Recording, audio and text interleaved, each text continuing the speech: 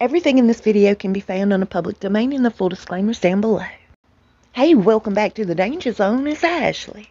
Lots of love and many blessings your way.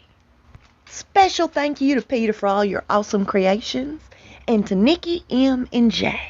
I thank y'all so much. Just to show Meghan and Harry there was once a black queen. It was Queen Charlotte. In fact, she was a family friend of 3 of my aunts years and years ago, and my family, as a result of that friendship, received thousands of acres as a gift.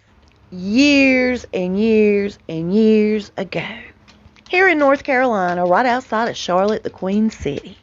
Speaking of the Queen, what happened yesterday, the 31st of March, the last day of MEGXIT, officially? My buddy Jay told me something I found quite interesting. It's kind of known in my heart of hearts. It was going this way. There was something that took place back at the end of January of this year between Harry, Meghan, and the Queen's advisors. Matter of fact, it was right around the time that they came out saying they may need another 12-month extension on MEGXIT. Now, I was told by Jay that the Queen's advisors and whoever her legal people are handled all of that with Harry and Meghan. They would not speak with the Queen personally, or Charles, or William for that matter. Not only did they request an extension for another 12 to 18 months, but they also asked for an increase in their allowance. And that's the second time they've asked. As we all know, they didn't get their way. They didn't get the increase in money.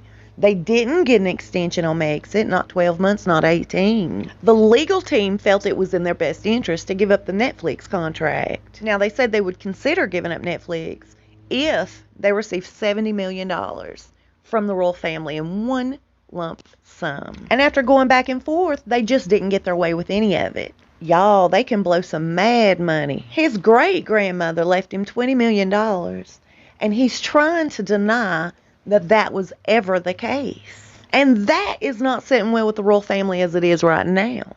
The royal family does not want them to be dealing with Netflix at all, and I don't think they have anything to worry about in that regard anymore. But that's a huge deal. It was massive for especially William. He felt like, not only does it disrespect the family, but it really paints our mother in a bad way. They were also asked not to use the Duke and Duchess as their titles here in the United States, as well as giving up Frogmore Cottage rights. And even though the brothers have fallen out, the Queen wants them to put up a united front.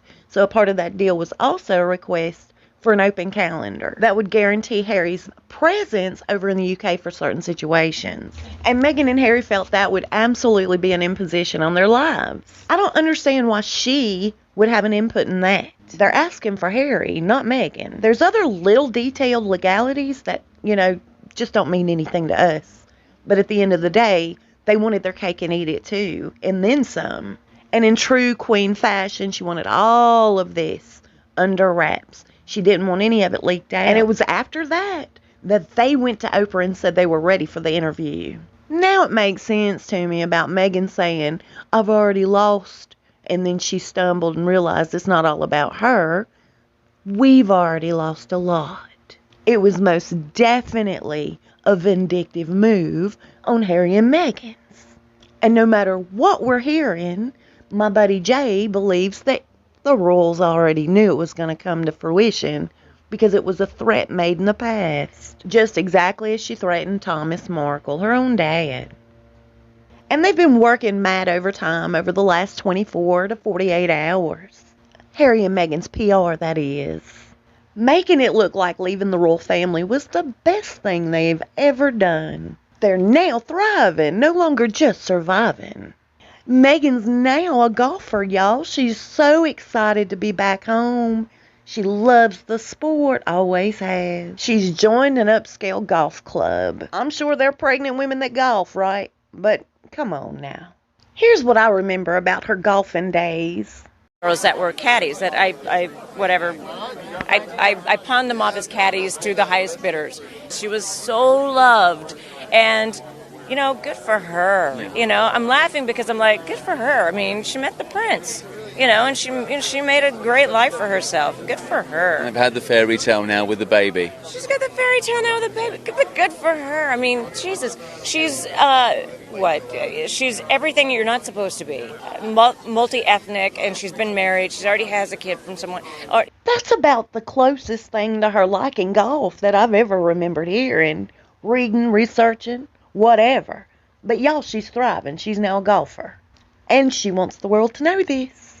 They also want everybody to know it was their decision to no longer use their royal titles. Nobody's but theirs. Because they're just common folk now. She also wants everybody to know that she does have black men in her past. She's not always just dated lily white pale guys. She had a boyfriend that was black when she was 13. And he doesn't understand why anybody would call Meghan a bully. She wasn't a bully at 13. I love the setup of this shot. Check out his propaganda. His t-shirt. And it gets better, y'all. She's returning back to acting. Of course she landed the starring role in an upcoming remake of an Irish classic. She'll be taking the starring leading role as Maureen O'Hara, who I love with all my heart, and I hate that she's affiliated with her at all in any way, shape, or form. But she'll be taking her spot in the Quiet Man remake. But I found it interesting that they're saying the filming has been put on pause until 2022 due to what's going on in the world right now, not due to her being quote-unquote pregnant. How strange. You would have thought that would have been one of the reasons. I'm going to take this with a grain of salt, what I'm about to tell you. No disrespect to whoever creates that website, but they had my fire situation all wrong. Maybe this is true, maybe it's not, I don't know. But if it is and it happens, they are going to look absolutely cray-cray all day. Y'all, it says that they've signed up to produce her giving birth live, showing absolutely every absolute itty-bitty down to the nitty-gritty detail. They have already many sponsors, and these sponsors are infinite royalty sponsors. Not just collecting royalties from the airing of this bizarre, oh my lord, production, but infinite. Forever and ever, they're going to receive some royalties from these companies. Nike, that's what's been said. Johnson & Johnson, and several more. She also plans on being the envy and hero of all women internationally around the globe. I reckon she wants to squash the stigma behind childbirth, which I'm not aware of. I thought it was just as natural as breathing. I felt no shame having 3 babies. Y'all already know how I feel about this pregnancy stuff and these children, okay? So I'm not even going to rehash that. But I am going to say this.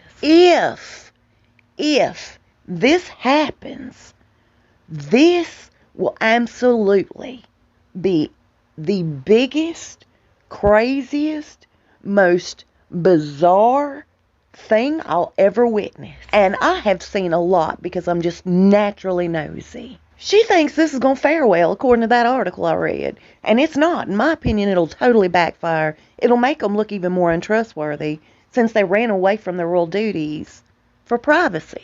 Showing your privates for privacy, it just doesn't make sense. And I can't stand to listen to her voice. I can't imagine having to look at that. I would love to be a fly on the wall in the royal palace. It is baffling to me how they think this will be a solution. If it's happening, if it's true, I don't know. To all their financial problems. That would totally push the royals over the edge. I know right now, William is itching to tell his side of the story of this entire debacle. He is so mad at that Oprah interview. He is so mad and disappointed with their behavior. And let me tell you, I was told that not only did it make the Queen feel under the weather, Philip's already been sick, but Kate became quite ill as a result of that interview. Her stress went through the roof, and he's mad. And the Queen thinks they should just let it be. Don't say a word, keep your opinions to yourself, act like it didn't happen, and keep it moving.